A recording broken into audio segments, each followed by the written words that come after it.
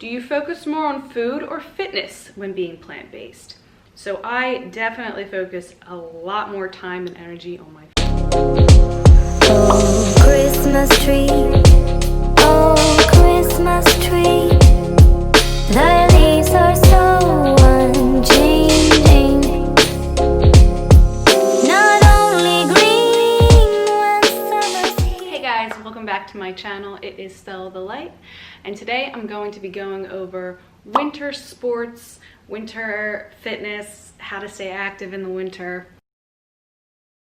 So I have a handful of questions that I picked out here that you guys asked on Instagram. So I'm just gonna go over those quickly. All right, question number 1. Do you lift weights? So I get asked this a lot, and I do not. I haven't done weights in a long time. I just use body weight usually, and I do like little mini workouts and things like that. But generally, no weightlifting. I haven't for a really long time, and I do not plan on doing that for a while. I got out of lifting weights years ago, and I will probably never do it again, just simply because I don't enjoy it. Doesn't make my body feel good, and I haven't lifted weights for 6, 7, 8 years. All right, next up, do you focus more on food or fitness when being plant-based? So I definitely focus a lot more time and energy on my food, and I always have. No matter what stage of life I'm in, I'm always generally eating healthy. I've always kind of kept it that way since going plant-based vegan. I focus a lot on what I'm eating, and then the fitness just comes into play because I crave it. I want to move my body. I love being outside in nature.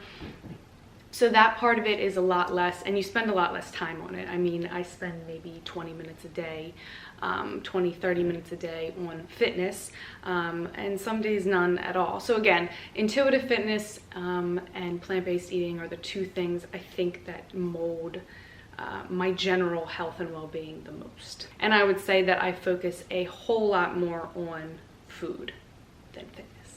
But fitness is very, very important. Okay, would you recommend the indoor bike you have? Is it worth it? So I will pop in what indoor bike I have here. Yes, it's 100% worth it. I started taking classes. They were a little bit pricey, so I looked into the prices of bikes.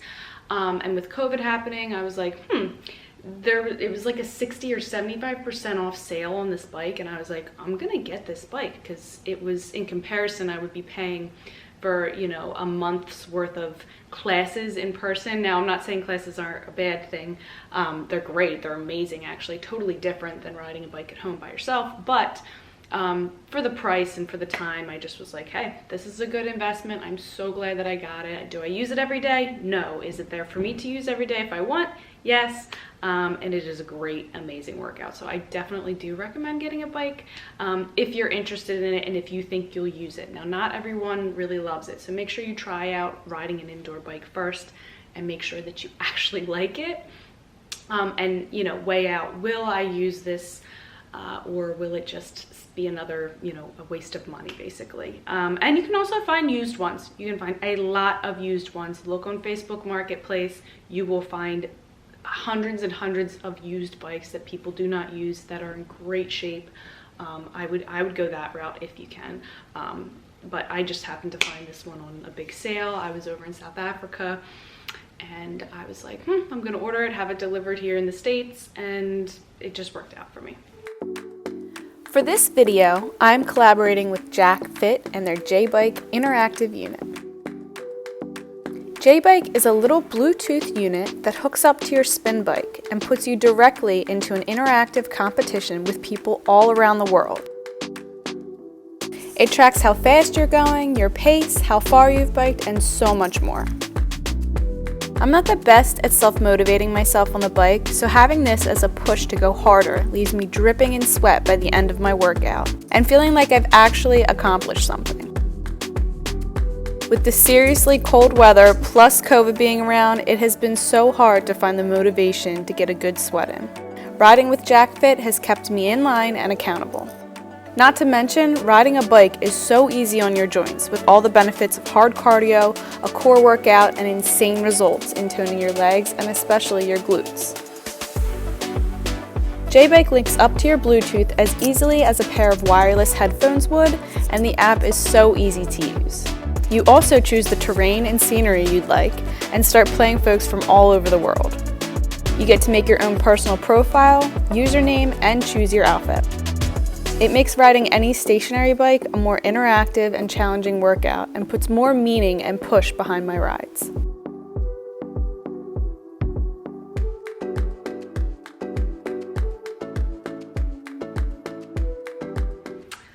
Next question, are you vegan? Yes, I am vegan. I have been vegan for 7 years, and it is by far the best decision that I've ever made, ever, for my health and well-being, just in general as a decision.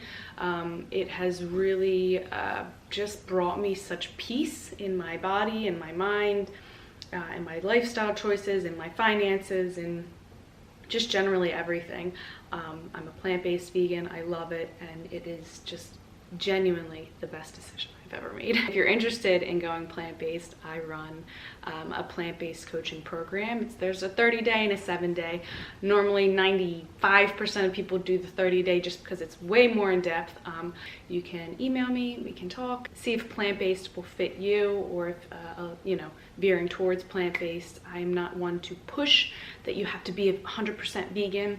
I'm just for pushing more towards plants, less towards processed, basically. All right, next up, what do you wear while running outside in the cold? So this is a great question. This is one that this year I have really had to dive into because I haven't had to really run in cold weather in a while. So I have invested in one really good piece that I think is working out really well for me. Now, I've only used it a few times so far, so I'll let you know for sure, but I will go over just generally like my layers that I wear. So to start with, you know, a good sports bra. I just wear usually this Nike sports bra. I've had it for years, but it's one of my favorites. It's really comfortable, stretchy. So a good supportive sports bra. Next, what I wear is, God, I should have organized this, huh? Shit. I lost. So maybe I'll put like a general guide, but it depends on how cold it is. But I'll show you what I wear on the coldest day. So like a windy 25-degree day. If it's raining out or snowing out, I don't go outside. It's just not my thing. I won't be running outside in the snow or the rain. You won't catch me doing that. Some people do that, but that's just not my thing. So next, if it's really cold, then I will wear just a tank top. It's like a thicker material. This will just give your body and your core and everything like another layer. Layering is what is key, I have come to find. So not wearing big, thick, bulky things, but a few thin layers is really, really great. Then next up is your thermal layer. So it's like a mid layer is what they call it. It has thermal material on the inside, really thick, great quality. This is Under Armour. I got this for like $9 off of Poshmark. Go look for used clothes online. People have so many used clothes that they do not use that you can use. This is probably like a $45, $55, $65 shirt, and I got it for $10. So look on Poshmark first if you're trying to save money and be more eco-friendly. It'll feel great.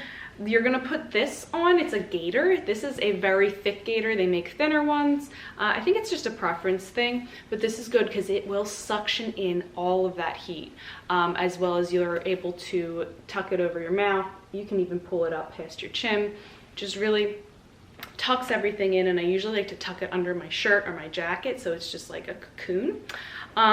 Then next is on top, the top layer I got and invested in, and I actually found a few of these on Poshmark, but they weren't my size. I did end up getting this brand new. It is the Patagonia Houdini jacket. It's a great windbreaker. So if you layer properly underneath, this will be enough, and it's like paper thin. It's like tissue paper, but this will be enough to block out that cold wind, and that's what will keep you warmer while you're outside, if that makes sense. So blocking out that wind, it also has a zipper so you can kind of vent if you need to, or zip it up tight if you need to. Cinches at the waist, which is good because I don't like when there's like a draft blowing up. I always tuck my shirt in too. Next is leggings. So leggings, you can invest in a great pair of thermal leggings. I have a few pairs that are really old. I'm not picky with leggings, and I don't really need the thickest leggings. Some people's legs, I guess, get really cold. Mine never really do, but these are like hand-me-downs from someone. They're like a thicker pair. They are a really weird brand. I don't even know what they are, but I have about 4 pairs of thicker leggings that I alternate between. Again, it's preference, I think, on the style and the fit and the thickness. I don't need super thick. Now, on my head, oh, I wear these gloves. I got these gloves off of Amazon. They're not the warmest ever, but I do have reusable, I might get mittens because I heard mittens are better because your fingers are closer. I don't know what I'm going to do, because that is the one thing that I struggle with, is that my fingers get freezing. So, but I got these off of Amazon years ago. They work fine, and then I have reusable hand warmers, which I use as well. But I don't know, that's the one thing that gets so cold. My fingertips, they get freezing and it hurts, and then that ruins my run. Okay, so on my feet, I simply wear long socks and then a pair of short socks. So these keep my feet warm, these keep my ankles warm. Simple, I don't know. I wear a head warmer. This is just like a thermal headband that I wear, and then if I need it, I will put a cap on top, which also kind of insulates the top of your head, but still ventilates a little bit. So sometimes I wear both of these, sometimes I just wear this. So that would be it for my coldest run. So that usually covers it. If I need to, I have like a puffier jacket that I can wear if it's really cold, but that I think generally covers the cold weather running gear that I own. I'm not a professional, I just do what works for me, so you might have to play around with that, or if you really don't want to go outside, don't go outside then. Next question, does your nose run? And do you go outside? Okay, so the first question is, does your nose run? My nose runs every single time, and I just wipe. I just wipe my snot, or sometimes I let it go for a while, then wipe. Yes, my nose always runs in the cold when I'm running. I think that's just something that's inevitable, that's going to happen. Do you go outside in the dark, in the morning, or the night? So I sometimes will go in the morning when it's not super bright out, but not super early before when it's dark, when it's pitch black. I haven't ever done that. And definitely not at night. I am not a night runner, especially not in the winter time, because nighttime is my wind down time. I tend to rise really early and set really early. We go to bed early, we wake up early. That's just our jam. I'm not against it, but I do think it's a little bit unsafe. But you have to have the right gear, the right, you know, maybe a flashlight thing for your head, reflective stuff. I don't really know, but not really my thing, early in the morning or late at night. Do you use a foam roller? If so, which and what technique? So I'm gonna pop in all of my foam roller things. I meant to get them all out, but I'll just pop them in here. I have several that I use and I love, and I am big on recovery. So like stretching, yoga, massage, you know, foam rolling, all of those things. It's so important and will make your body feel so much better in comparison to not. So that's definitely a big thing that I'm about. So I'll pop those in here for you guys. All right, so starting out, I just have this Hypervolt here, which is a massage gun. Absolutely amazing. I use this all the time. Next, I have this little hand massager that just, you know, you hold it in your hand like this and you can kind of massage it around. I have the Atypical foam roller, which is great. I like rolling out every part of my body with this. This I use a lot on my shins and my calves. It works so great. You hold it on both ends like this, and then with the other hand, and you roll it up and down. You can use that on several parts of your body. These wheels right here by Chirp are absolutely amazing. They will crack and pop your back. You can do your shins, you can do your hips, you open your chest. They are just absolutely amazing. So these are just all the tools that I use to roll out, massage, and help heal up my muscles and repair them and massage out all the kinks. And they all work absolutely amazing. How do you get motivated to go outside in the cold? So it's not like the most enjoyable thing, but I just remember it's almost like, it's like, you know, you're gonna feel good once you get outside and get your blood pumping, so you just do it. So there's not really the biggest motivation there, and sometimes I'm not motivated and sometimes I just don't go outside because I'm like, it's too cold and I'm not gonna go outside today. I don't want to, and that's perfectly fine. It's cool to take several weeks off. There's 3 weeks in a row that are bitter cold, just chill, hang out. You're allowed to just be, you know, less active for a couple weeks. That is actually necessary in my eyes, and from what I've experienced, is to take time off and chill whenever you feel it's necessary. But what is important is to, you know, push yourself past into a little bit of discomfort. Gratitude, I think, is one thing. Gratitude that my body is able to move this way. Gratitude that I have a beautiful neighborhood to run in. Gratitude that I have, you know, the gear to run in, anything, everything, just showing gratitude that you have the time, the ability to move your body this way. You know, I think that's a big thing for me, is just making sure I'm like, okay, I'm grateful for this body. I'm grateful for how running makes me feel. You know, those kind of things I think factor a lot into my own personal motivation. And that, I guess that's generally it. Again, take time off if you need to. I don't think it's necessary to push yourself too hard. And I never push myself too hard in fitness anyways. Like, my runs are, I say this all the time. I think people think I run really, really hard, like 10 miles a day. I run like 2, maybe 3 miles a few times a week. I walk in between. I'll run hills sometimes.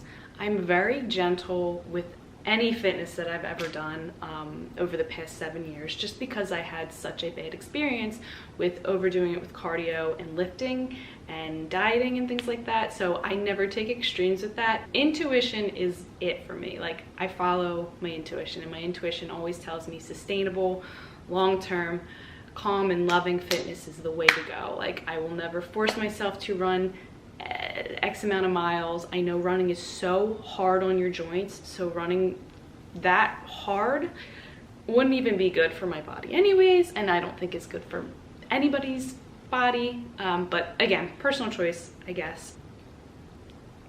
That's a beautiful mug, huh? So pretty. Oh, the next question was, how long do you run and bike? So again, 20-30 minutes tops, and I usually take breaks and like chill. I'm not like hardcore for 30 minutes. It's more like in and out. I take breaks, walk, jog, run hard. Like, I just play around basically. And same with biking. Sometimes I'll do like a class online. Sometimes I will just vibe to music. Sometimes I'll just, you know, pedal it out. I don't know. It really depends on, I guess, how I'm feeling and different factors, but not that long, honestly. And I don't recommend trying to force, you know, an hour or 2 hours or whatever of cardio, or biking or running or anything every single day, because it will hurt your body. Always. It really will. It's just not sustainable, honestly. This question was about knees hurting, shin splints. They said, my knees always hurt so bad and I get such bad shin splints when I run. What should I do? Don't run. That is literally what I believe firmly, is that if running hurts your body in any way, like a lot, because it's normal to get like little aches and pains, I think, just generally, like you can sleep wrong and get like a kink in your neck or something. But if you're having like hip problems, knee pain, severe shin splints, it can lead to some seriously crazy problems with your tendons and muscles, and I don't even know really, but it can really, really hurt you. So just don't run. Walk, swim, ride a bike, do something that's less you could hike. You could start hiking, which is really great, and it's all gonna give you those same benefits. Running is so harsh on the body. There's no denying it. I can't sit here and say that running is not extremely harsh on your body. You are literally pounding your joints on the pavement, on cement, over and over for an extended period of time. It's going to not be the best for your body. Honestly, I love running, but I don't agree. I agree that it is just really not that great for your joints.